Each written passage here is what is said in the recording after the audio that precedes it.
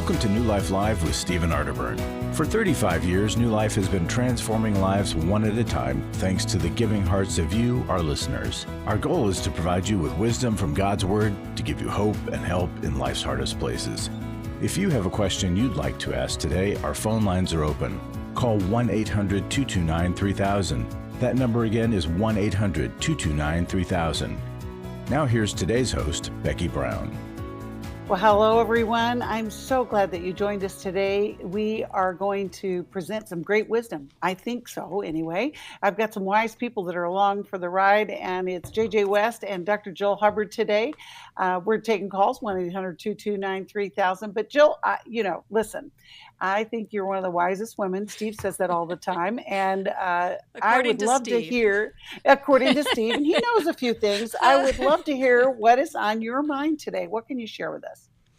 Well, I've been thinking about the idea, and I know when we were on together last, I was thinking about this idea along with some of my clients about a term that's been around now for quite a while, and that's codependency.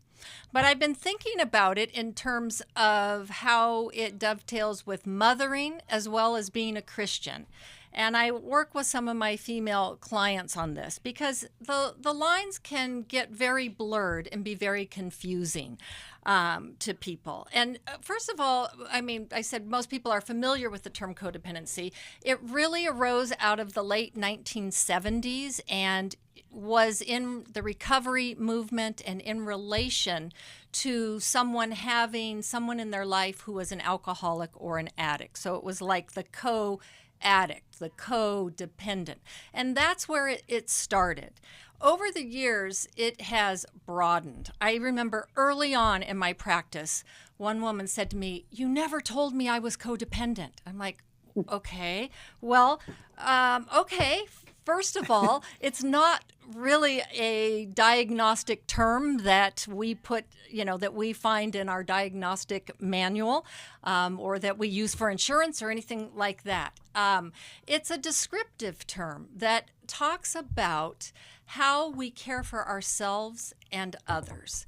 And a lot of times, people get into that role of trying to get their own needs met by meeting the needs of others. And it's a really easy thing for mothers to fall into because what is our role? We are caregivers. We are raising the next generation. We are just wired to sacrifice and to give. But what happens along the way is that a lot of times we subvert our own needs and we give at our own expense, right? That isn't good for the other person, for our kids, or for ourselves. And so kind of the adage has been, and you've heard us say this a lot, that we, of course, age appropriately, don't want to do for others what they need to do for themselves. So early on in life, kids do need to be dependent. They need to get as much as possible, right? And that we allow them to start doing for themselves a little bit at a time. We allow them to feel frustration, so they will have to figure it out. We don't want to rescue them and coddle them throughout life because then we end up with adult children who can't do anything for themselves, right? And we have moms that are really beraggled, right? It's exhausting. And so I hear the music, so I'm running out of time with these thoughts, but I think that one of the distinctions I try to make with my clients, it's okay to be a mom, it's okay to care, it's okay to do, but let's look at the line between helping and when helping isn't helping or when helping is actually hurting. And let's look at how we get our own needs met first so that we can be better helpers and we can see the boundaries that we need to set. But by all means, do not give up being a kind person or a Christian that does things for others. I mean, sometimes we just do things for others because we want to and we care and it's unexpected. And that's a good thing. I love that. And I love just that thought process to be aware where we're crossing that line. We're going to be right back taking calls after this. My husband was involved with pornography addiction. He was unfaithful. He stepped out on the marriage and ended up having a child. The Restore Intensive is designed for a woman dealing with a man's sexual addiction issues. There were strip clubs. My husband is a recovering sex addict. If you've been affected by betrayal, an emotional or physical affair, or pornography, the Restore Intensive will equip you with support and tools to help you through. Restore has empowered me and has given me the tools to work through my anger, work through my pain, work through my confusion, and help me realize that I am worthy. Being here and being surrounded by people who get it has given me my power back. The Restore Intensive is coming to Dallas, Texas, July 12th through the 14th. Call 1-800-NEW-LIFE to find out more. That's 1-800-639-5433 or online at newlife.com. Thank you, Restore. You have changed my life forever. 1-800-NEW-LIFE.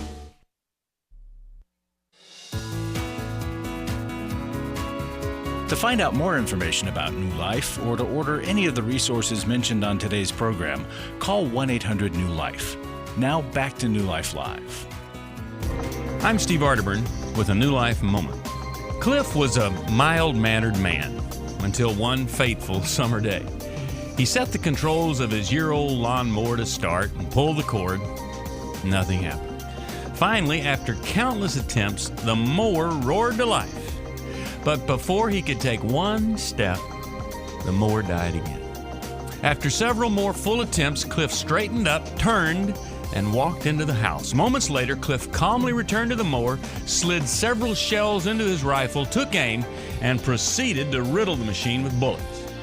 His wife Janice, who'd witnessed the entire affair from the kitchen window, stood amazed and frightened at the rage lurking beneath Cliff's quiet, confident exterior. Perhaps you can relate to Cliff's anger and frustration. For tips on how to deal with anger, minus the rifle, visit me, Steve Arterburn, at newlife.com. And thanks for listening to this New Life moment. Yeah. Oh my goodness. I hope that you're not like Cliff and aiming at your lawnmower, even though this is the time of year when we get them out. But you know what, Jill, it actually kind of coincides with your thought, because a lot of times when we are being codependent, we get frustrated because somebody won't do what we want them to do. Oh, absolutely, right? And I mean, we think don't we know realize best for someone else, right? And yet, if you would only listen to your mother. Exactly. We'll talk about that later. Yeah. We're grateful for Steve's wisdom and his wit, and it makes me laugh all the time. But we're going to go to the calls now. We're going to talk with Chuck. Not to be confused with Cliff, who's calling us from Central Maryland and listens on WAVA. Hello, Chuck. We're so glad that you called. How can we help you today? Hi, thanks for taking my call, and thanks for the little advice. I never thought of shooting my lawnmower with a shotgun. I'm really going to take that into consideration. Yep. That's just genius. Oh, let's give you some better advice now, Chuck. What are you calling about? Okay, I'm trying to make a long, 10-year, 20-year long story into a phone call, but both my wife and I are disabled, and she's bedridden. So even though I have heart failure and kidney problems, and then it seems like they always expand because, they tell you to drink less water, and then your nephrologist says, "Oh my gosh, it's killing your kidneys," and and I get internal bleeding, and then that makes me anemic, and I don't know if I'm gonna live that long, but I'm gonna try to. But anyway. My family is completely dependent on me because basically, I do everything. I pay the bills. I bring my wife food. I take care of everything, and I don't mind that because she's my life partner, and I'm happy to help her with whatever she needs. And the other problem is, though, my son is approaching 30, and he never launched. But I'm now realizing that he's not just a lazy gamer, which he is a gamer, but I think he's on the autism spectrum because he can't touch paper towels because he's just completely adverse to them. He can't brush his teeth because it just gags him, and he'll just throw up if he does it. And he really hates to leave the house, and I've been working on that.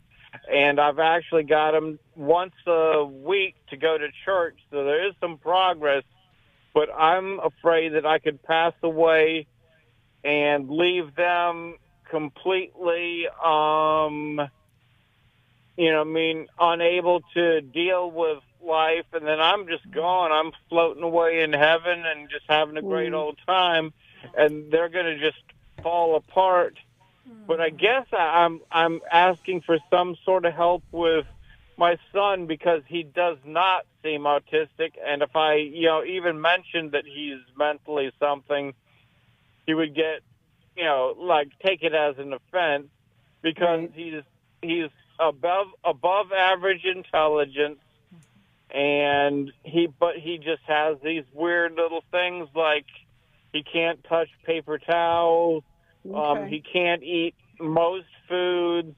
He hates driving anywhere because he says he gets so car sick and he is almost in a panic. But I can get him to drive the 5 minutes to our local church. But I was wondering, where would a starting point be? Because I don't want to just bring him in for a counselor that says, son, you need to get a job, you need to get an education, which is true. Well, but Chuck, it sounds like there's a lot going on with everybody, and you're carrying it all. JJ, how would you begin to help Chuck in this situation? Mm-hmm. Yeah, you're right, Becky. There is a lot going on. And obviously, Chuck, you know that. You're living in it. You know that there's so many different needs that you're trying to meet. You're kind of the proverbial plate spinner running from pole to pole, trying to keep everything going here, which is exhausting. A couple questions for you. One, does your son want to launch? Does he want to be out on his own, or is he comfortable staying with you? And if that's the case, are you comfortable with him staying with you? Well, if he stays with me, I'm going to go away because, one of my things is I'm my own caretaker, and I'm stage 3 heart failure, and I just could go over the list, but it doesn't really matter. I just know that my life expectancy is whatever. It's doesn't look like it's going to be super long at this point. It's not super long, and it's not guaranteed. I could have a bad day today and end up in the hospital, which I do all the time, and somehow they manage, but I come back to how they managed, and there's a big mess to clean up. My wife ordered a bunch of stuff in management. I ordered a bunch of stuff from Amazon, and I think a couple things need to be addressed here. They try to survive for 1 or 2 days. It's way hard for them to survive. So if I was just gone, they're not going to be able to function on their own for a long period of time. They can get by for a day or two, but the way that they get by is not tenable long term. And so what we need to do is get some services in place, especially while you are alive, while you are able to, help and make decisions. It's going to be really important to get some support services in place. That may be through your county, through the health department, through whatever your local Department of Children and Families type of thing is there. But to talk to them to say, here's our situation. We need to get some in-home care that's going to provide, some cooking, some obviously medical care for your wife who's bedridden. But then also there's going to need to be somebody who can step in as a financial, like a trust that is set up so that there's ongoing ways to pay the bills and get food and all of that isn't accessible to your wife and your son, who may not be right now, and maybe not ever, but certainly not right now, able to make the wisest financial decisions. So I would definitely look at what are the social services available for kind of primary care in terms of health and medical and feeding and all of that. But then what are the services in place, or what kind of trust can be set up so that there's ongoing financial care to make the decisions that they're not currently able to make. Yeah, I love that, well, JJ. You have said almost my plan verbatim of things, except for, like, I don't know who to call to get some sort of Department of Social Services. Like, what would I Google to even get connected to the right person? It's the county. Yeah. It takes persistence. Yeah. Whatever county you live in, just you would want to look up that county's either health department, social services, children and families, something along those lines. I'm writing this down. Just give me a second. I'll write a bridge, but I'm trying to make notes to where I can. Department. Well, and Chuck, we can give it to you offline too. We can give it to you. Yeah, that's what I was just going to say, Chuck. We can give that to you as well. And the one thing I wanted to say about your comment, Chuck, about your son, I loved, JJ, that you asked, does he want to stay there? Is that okay with you? Just assessing, because multi-generational living is not wrong. I mean, it's just what people do, but it's also, we want him to thrive in the best situation, and it may not look like somebody else's. But Jill, what would you suggest for Chuck's Chuck, first of all, I just want to say you're amazing. And I'm sorry. I'm so sorry with all of your health issues and that your heart is failing, but you do have an amazing heart too. Yes. And a love for your family. And that you're able to kind of keep all of this afloat. And it seems like, your family has just been plagued with all of these disabilities. And your son has grown up in an environment where people have to deal with, more extreme health situations. And so there's a part of him, it sounds like, that does identify with all of that.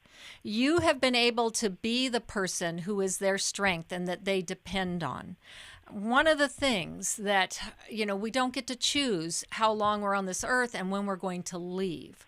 But when people are pulled out of a group situation, the dynamics change.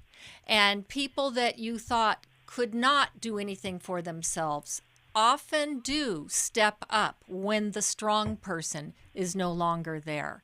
And I'm wondering with your son, certainly him being able to launch and be on his own and have his own life is more ideal.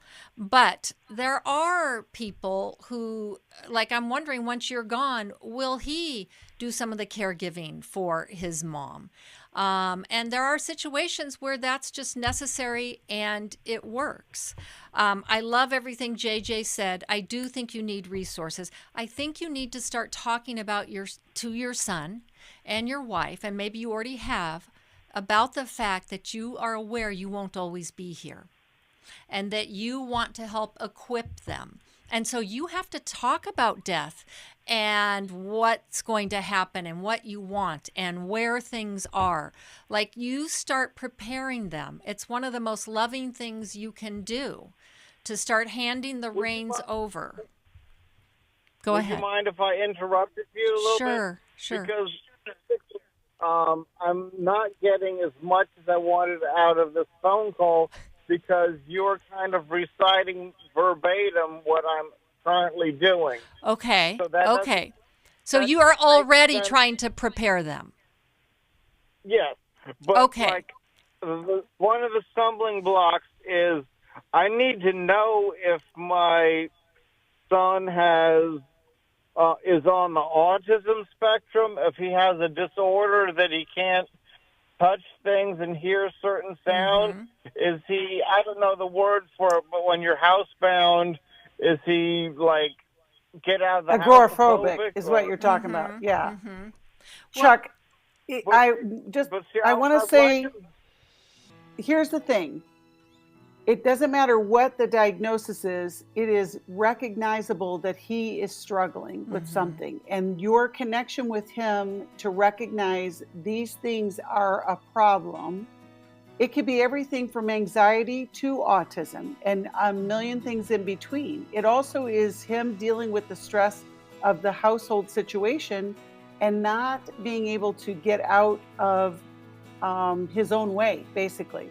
But I think if you come alongside of him with empowerment, not trying to fix him, you recognize this, he recognizes this, it will help. He is in defense mode. So the world is coming at him. There's a lot of challenges and we need to empower him. And we can connect you with a therapist in your area. We got tons of great people in that area that could even work with him on telehealth. We are going to be right back after this. When you give to the New Life Scholarship Fund, you're giving someone hope for a brighter future. I was kind of in the closet and hit with my struggle. Your donation really made the difference, especially in my situation, because I would up getting laid off from my job. At the New Life Intensives, hurting people are able to begin a new path towards healing and freedom that has an effect on all of those around them. I think the people who support New Life financially are people that I'll never know. You know, I'll never be able to thank them personally for the gift that they gave to us. Their giving saved me, my husband, and our family from being torn apart. To help hurting people to connect to the help they need, make your gift to the Scholarship Fund at newlife.com or by calling 1-800-NEW-LIFE and specifying scholarships. Someone called and sponsored me to come this weekend. Whoever that is, just know that you saved a life. Literally, you saved my life. 1-800-NEW-LIFE. I was sort of vaguely familiar that the 12 steps had some origination in the Bible. I found Life Recovery, and one of the things I liked so much was that it had such a broad appeal. It wasn't limited to just alcohol or drugs, that it was addressing a wide range of problems. At New Life, we believe everyone can benefit from a life recovery experience. There are life recovery groups all over the country. They take place online, in conference calls, and in person. And if there isn't one in your area, we can help you start one. We have startup materials, leaders' guides, CDs, Bibles, and more, all with discounts available for groups. Call us at 1-800-NEW-LIFE and ask for Terry Ward. The 12 Steps have long been a great help to people in recovery because much of the 12 Steps' power comes from the fact that they capture principles clearly revealed in the Bible. The 12 steps is really a pattern for all of us as Christians. Call 1-800-NEW-LIFE. That's 1-800-639-5433.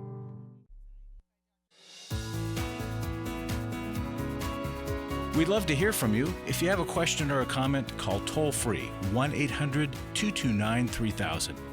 Now back to New Life Live. Welcome back. As I said to Chuck before we left, we're going to send you, or we're going to get you connected with a counselor in your area to help you with some of this. And, you know, we encourage people when you're in a situation like Chuck, there are county agencies that are equipped to help you. And so, you know, call your county where you live and then ask for those people that can help you. The other thing is we're going to send you a copy of Conquer Worry and Anxiety by Dr. Daniel Amen, which may address some of the things that you're talking about with your son. And I'm going to send you a copy of Living Strong, Finishing Well by Dr. Dave Stoop, because Dave did, I mean, it's such a great book. And I think it'll encourage you, Chuck, as you are managing all of these things. And, you know, we're going to pray for you, Chuck. We're going to pray for your family in these days. And Becky, you know, can I just add along with the county services, because I know, I mean, that's a great resource, but it takes persistence. Yes. If you have insurance, then a psychiatrist, and I mentioned that before, could be a starting place just to get kind of a diagnostic handle. And then if there is autism there are young adult groups that work with people and help them develop the skills they need, and that could be an option as well. Yes. It's really... Go ahead, JJ. The test, I was just going to say the testing is so important. We can't just go on what we think it might be, what it seems to point to. We need to do the proper assessment. And in the same way that Chuck had to go and see all those different specialists to diagnose his medical condition. Exactly. Right? So his son needs to takes go the same to effort. some specialists to diagnose what might be going on for him psychologically, so that they can get the appropriate treatment, right? So it's it's not a mark I've got to carry around forever. It's this is something that I deal with, and now I'm getting some help to make me more productive in life.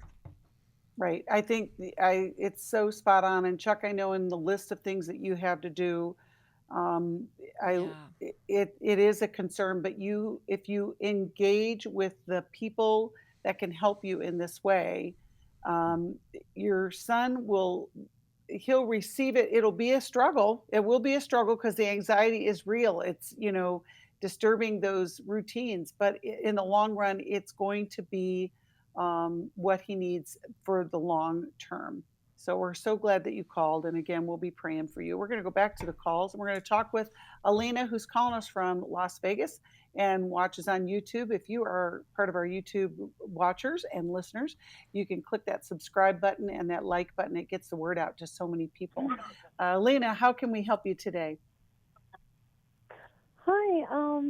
I originally was calling because I suffer with chronic pain. But then I heard you guys talking about codependency. So I struggle with some codependency issues because I do live with my mom. I'm in my 30s. And so, she's my PCA. She takes care of me. But I was going to ask, what's the difference between going to a chiropractor and pain management? Because everyone's been telling me, go to a chiropractor, don't go to pain management. And then I was just wondering, what's the difference? Why is pain management so bad and chiropractor so good? Well, that's a good question. Good question, Alina. JJ, do you want to take a stab at this to begin with? Sure, I'll do my best. Not being an expert in chiropractic care, other than as a recipient, I wouldn't actually differentiate. Chiropractic care is a form of pain management. There's other ways to manage pain. There's the medicinal, right? Taking different medications to manage pain. There is rest and relaxation to manage pain. There is exercise to manage pain. There's chiropractic care. There's stretching. There's all these different ways that we manage pain. So I wouldn't differentiate, there's either chiropractic care or pain management. There's just different ways to manage pain. What you, I think, have to decide is what is the best path for managing pain for you, right? And so that may be a combination of several things. There may be medication involved. There may be chiropractic care involved. There may be stress reduction involved through counseling or through meditation or through taking long walks or whatever. But you have to explore the different ways that we manage pain to find out the combination that's going to work best for you, your body, and what makes sense to you spiritually and emotionally as well. Well, and since Jill, you started with the codependency talk, maybe you can speak to Alina about that issue that she may be dealing with. Well, first, before I do that, I just want to add on that, Elena, a lot of times we're looking for the answer. What's the one thing that's going to be the answer to my problem and solve everything? And there's usually never one thing. And so I think with what JJ's describing, if I were in chronic pain, I'd be trying everything possible, anything that I thought could help with the pain, because resigning oneself to that really inhibits life. And then it puts you in this position of being more dependent. And so you also have to look at, okay, do I like being in this position where I'm in my 30s, but I'm still like I'm a child at home in need of caregiving? And if at all possible, to be able to change that and further your life, that would be so much better.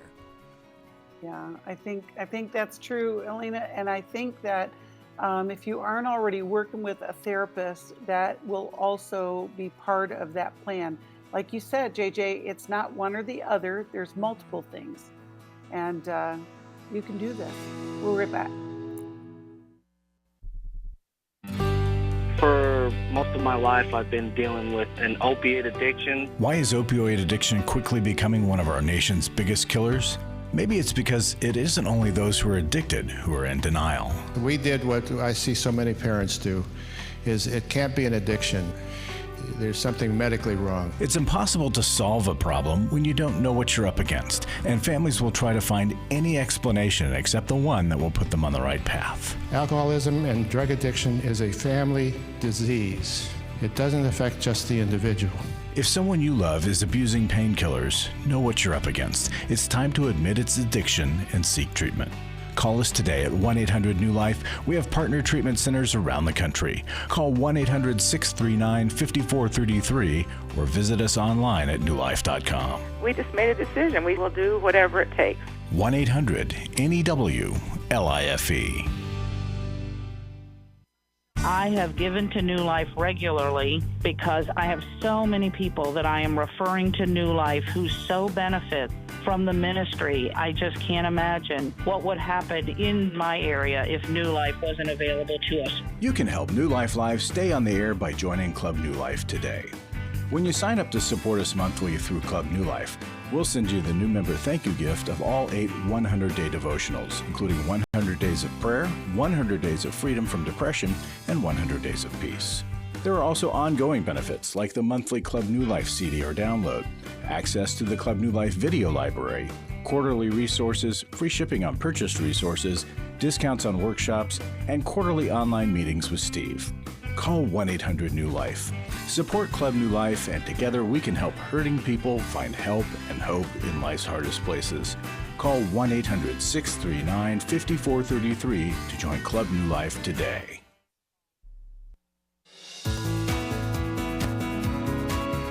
We're glad you joined us for New Life Live. To be a part of the program, call 1-800-229-3000. Now back to New Life Live. Welcome back. We are going to send Alina a copy of How You Think Determines the Course of Your Life. It's by Laura Manja McDonald. She is our speaker at our Restore workshop, as well as our Intimacy and Marriage. And in this book, she covers the whole gamut, everything from the neurological to the mental, emotional, and spiritual aspects of how we do think. It makes a difference in so many ways. I will be praying for you, Alina, and I know that this is tough, but we look forward to hearing back from you and how you made those steps forward. We are so excited to offer our matching gift. We are so blessed by so many people who believe in the ministry of New Life, who are changing people's lives through the radio program, through our counselor and coaching network, in so many ways, and they do that through their gifts, and we are so grateful. And now we have this matching gift campaign. That means that every dollar that you give will be doubled. We have a group of donors who started the seed, and we are up to $400,000 that if as you give and we double, we make that match of $400,000. It gets to be used in so many different ways in the ministry, and you're impacting the lives of so many people. We hear about testimonials all the time where people say, I've listened to you guys for years and you have really changed our lives. And I just want to say to you givers, to you donors, to you who are providing, you are making that difference. And I just want to say thank you. If you want to be part of the match and change people's lives, you can call us 1-800-NEW-LIFE. And you can also go to newlife.com/donate, as well as text the word match to 28950. We want to thank you in advance for how you're going to support all the different things that we are doing in the ministry. Right now, we're going to go back to the calls, and we are going to talk with Kim, who's calling us from Oakland, California, watches us on YouTube. We're glad that you do. Thank you, Kim, for calling. How can we help you today? Yes, good afternoon. Hello to everyone on the panel.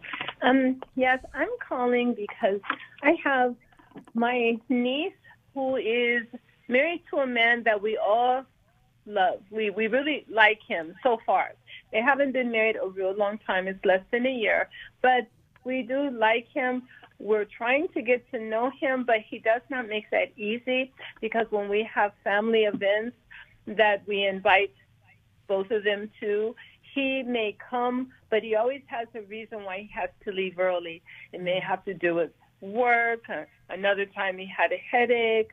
There's always an excuse. And then most recently, this past Resurrection Weekend, we were all together and at their church, and there was a dinner after to eat, and we were in the fellowship hall, and he was there for a moment. Then he says, "Oh, I must go home and get this check for someone that I promised I would pay them." It was so random, and it was, again, a reason for him to go. Well, what happens is when I see the sadness in my niece's face when this happens, and also when she wants to do something with us, he has a reason that they have to do something. So then he kind of alienates her from doing things with the family. But when his family wants to do something, they must go. It's a must. There is no, you cannot go. You must come.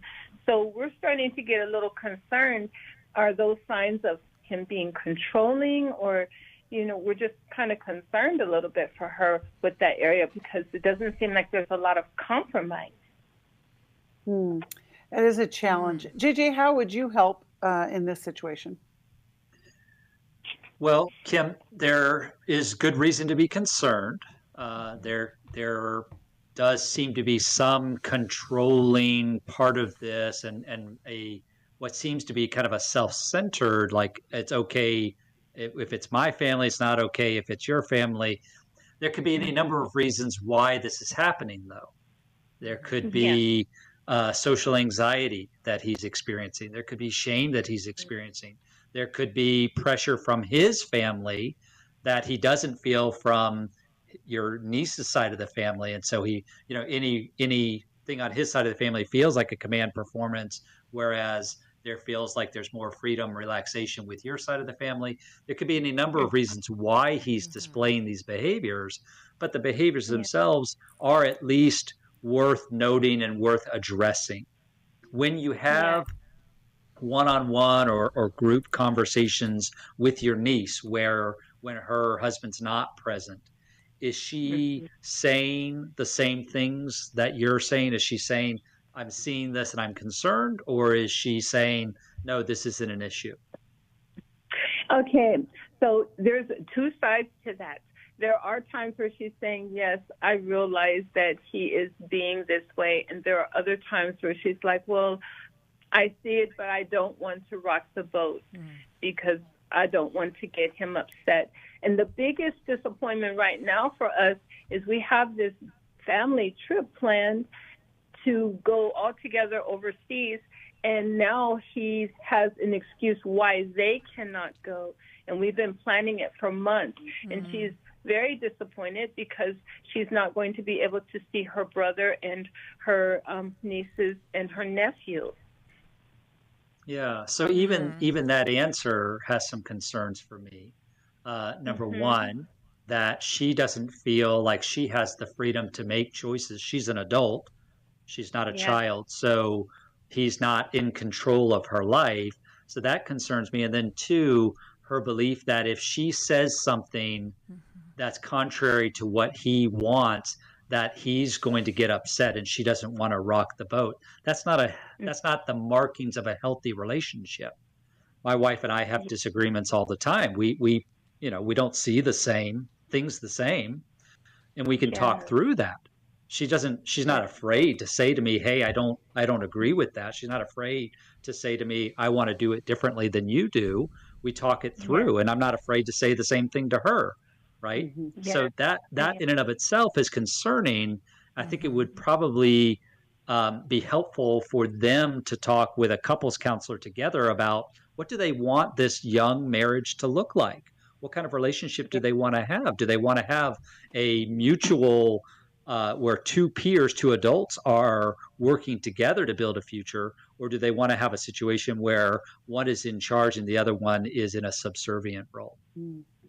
Exactly. And this is another concern for me, you all, is that so the church they go to, it's a lovely church, and the pastor and his wife are good friends with her husband. Before they got married, he's been friends with them for the past 3 years that he's been in the area we live in. And everyone in the church adores him, and they adore him. And so they have been going to them for marriage counseling.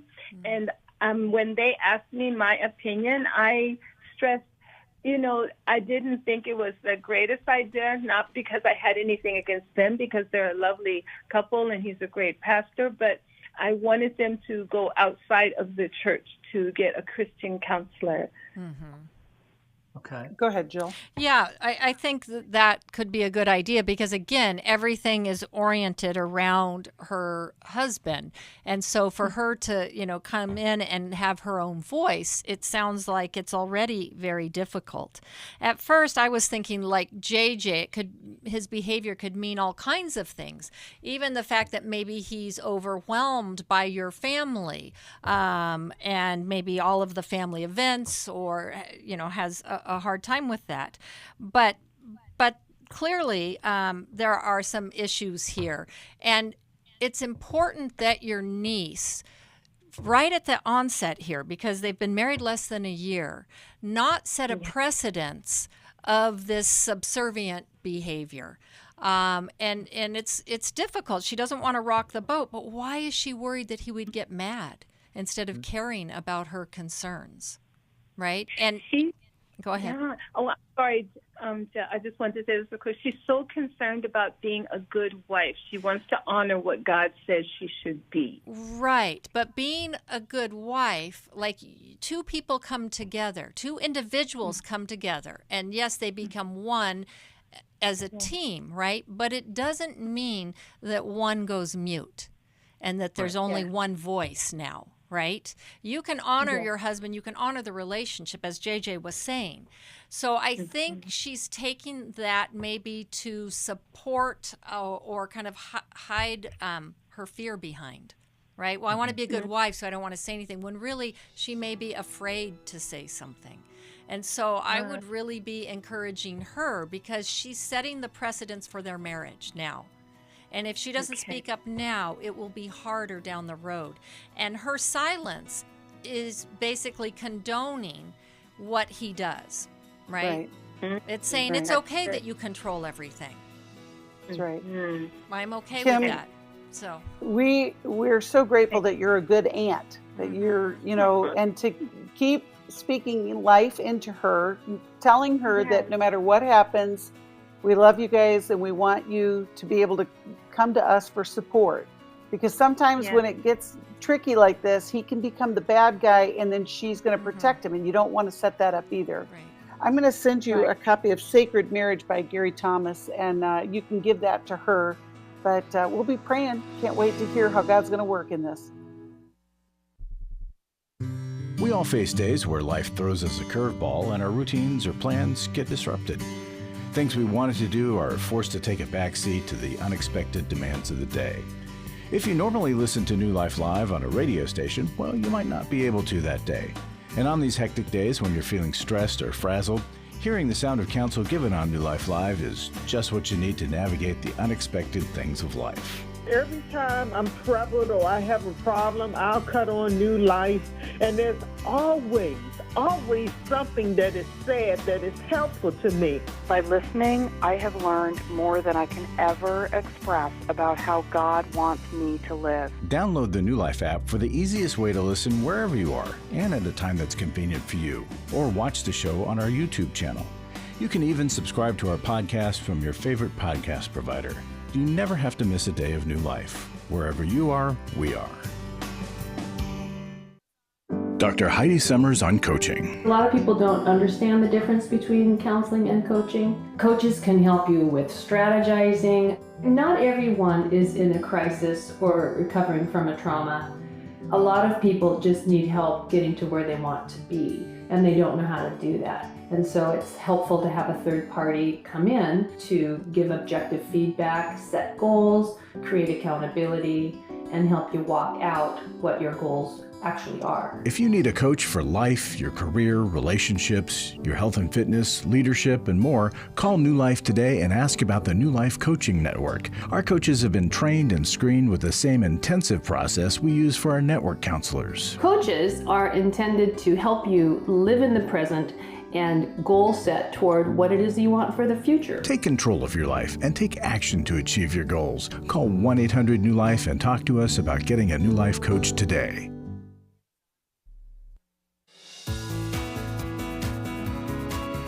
To find out more information about New Life or to order any of the resources mentioned on today's program, call 1-800-NEW-LIFE. Now back to New Life Live.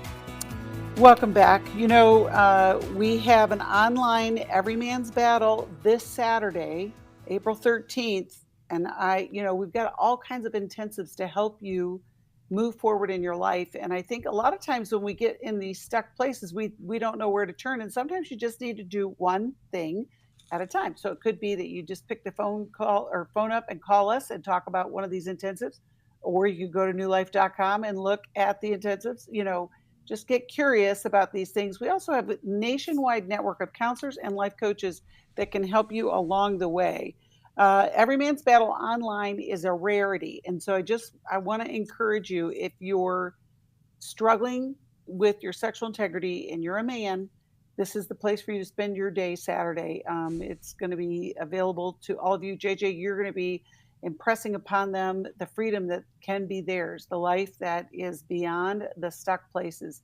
And, I just can't encourage men enough to join in on our online intensive. And there's many different ways that you can connect with us.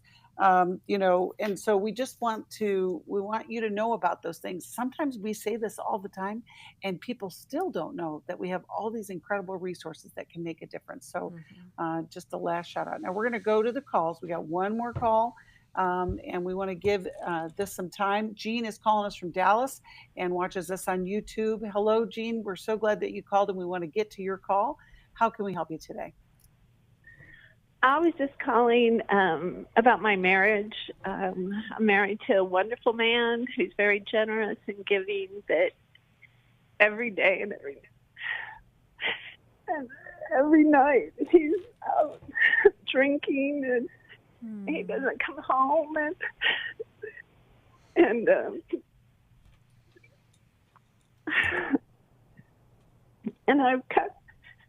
I go through that, feeling like it's like, what am I doing wrong that keeps him so far away?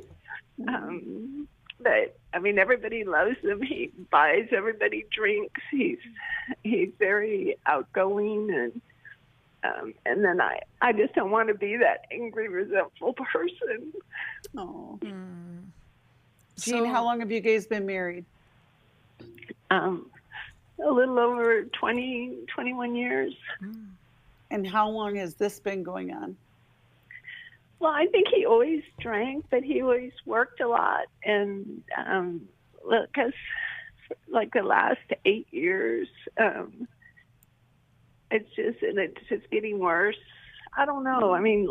When he can be so nice and normal, and other times he's always just, I don't know, he just talks really rough to me and the anger toward me, and then I just don't see him all day or talk to him, and then he'll come home at 1, 2, 3 in the morning, or he won't. Sometimes he brings home his buddies that he's been drinking with. He has a certain bar he loves to go to. He goes there for breakfast, lunch, dinner, drinks. He's never home. And then when I complain, he says, well, you have everything, because he's a good provider, but just that time and attention that he you don't have everything. You don't have him. Exactly. The alcohol has him. And at what point did your social lives start being separate? Because he has a whole social life that doesn't include you. Yeah. It's been a while. I just even if I would try to join in, and even now when we go to a function or something, he'll stay, and then he'll be like, he doesn't want to leave, like he never gets enough. We go out of town. He'll stay at the hotel bar. I'll go to the room. We travel, but it's always just like he can't stop. drinking, and he wants everybody to drink with him, so he keeps buying rounds for everybody in the bar so that they'll all stay.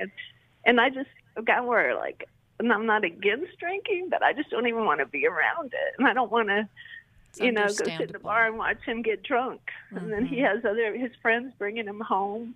I mean, it's really sad. Well, yeah, and drinking over, this long of a time period, right?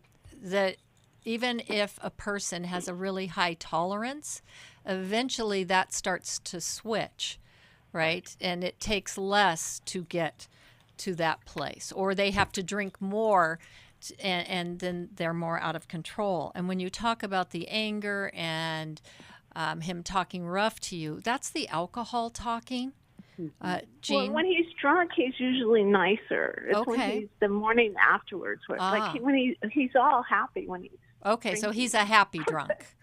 Yeah, very happy. Okay, but as it's wearing off, then yeah. So somewhere in the cycle of drinking, you're getting the angry guy. So these kind of different faces. Weird. Yeah, because he goes to church. We'll go to church, but then right when we leave church, he wants to go to the brunch and start drinking, and then he'll sometimes drop me off at home and then go with his buddies drinking all afternoon. But he goes. And he looks so good and happy. You know what I mean? And he'll sit next to the church, and he's just reeking of. I don't know. It's so Jean, confusing to me. Jean, we only have a few minutes left. Let's hear, JJ. How can we get some clarity here? Well, one of the things, Jean, you said is absolutely true. You said he can't get enough. That's absolutely true with any addiction. That's what happens, is it keeps promising it's going to give you this satisfaction, but it never delivers. And so you keep needing more and more, and it's never enough. That's why the AA phrase, one drink is too many, 1,000's not enough. Right. It'll never be enough. There'll never be enough alcohol. There'll never be enough people at the bar slapping him on the back, telling him what a great guy he is when he's buying him rounds. There'll never be enough out there that answers the question inside of him: am I enough? Am I worthy? Right? It's never going to be enough, and so he'll keep chasing it more and more and more, and eventually it's going to get to a place where there's even more destruction going on in your marriage and in his life. And there needs to be some people who care deeply for him, who can speak truth into his life. That's going to be you. You're going to be included in that list, but there needs to be some other people as well, because he's not listening to you. You've been saying for years, I want this to change. I want you to spend time with me. I want you to be with me. I don't want you to be always at the bar. And he's not listening. He continues to go. And so there needs to be some other people in his life that he respects, that he knows cares for him, who can say to him, this is not acceptable. This is not appropriate to treat your wife this way. This is not appropriate to be dependent on alcohol and basically letting alcohol be your God. And so I would encourage you to enlist the help of some other people. Sorry, go ahead. Yeah, Jean, I think you need to say to him, when you drink, I feel lonely and sad and as if I'm all alone in this marriage. And I'm going to go get some help because this is no longer tolerable or sustainable for me. And then you get involved in Al-Anon, Jean. That's a first place that's free, and you go back over and over again. Go at least 6 times before you reject it, right? Because you won't get it at first. And then I would also get into some counseling so that you have some support and strength so that you can start to let him know. Because, see, he's very functional, and so he's been able to get away with it. And you're sad. And obviously it's a hard thing to confront, but I think you want to be telling him what works for you and what doesn't work for you. That's right. Right? So I think that's an important message to start to be giving. Jean, we're going to send you a copy of Understanding and Loving a Person with Alcohol and Drug Addiction. I think that'll get you started on this pathway. We're going to be praying for you, Jean, and your husband. Thank you, listeners. Thank you, Jill. Thank you, JJ. We'll see you next Thanks time. for listening. We hope this program has helped you by giving you insights for handling the challenges you face in your life. We want you to know that we're here for you, but you also need to know that New Life Live is a listener-supported ministry. To make your donation or to get any of the resources mentioned on today's program, call 1-800-NEW-LIFE. That's 1-800-639-5433, or write to us at New Life Ministries, P.O. Box 1029, Lake Forest, California, 92609. Please join us again tomorrow for New Life Live. Thanks for watching today. We love helping people. I hope you sense that. And we know that there's always hope if you find the right resource. Now, if something we've said to somebody else applies to you, that's fantastic. That's what we're hoping for. But also, if you want to join us directly, you can call 1-800-229-3000 between 1 and 3 Eastern Time, Monday, Tuesday, and Wednesdays. Those are the best times to get through. And while you're here on YouTube, check out these other videos that we've done to help people see where they could grow or a different path to take. And if you do that, would you give us a thumbs up on the video, and please subscribe to this channel. There are many ways that we can help you outside of the radio program, and it's very hard for some to pick up a phone and dial 1-800-NEW-LIFE, but when you do, we put you in touch with somebody who cares about you, knows all the resources out there, and they're going to find the best for you. There is no reason to struggle alone. I hope to see you tomorrow. Hope you'll invite somebody else to come and join that maybe needs just a little bit of help along the way. I'll see you next time.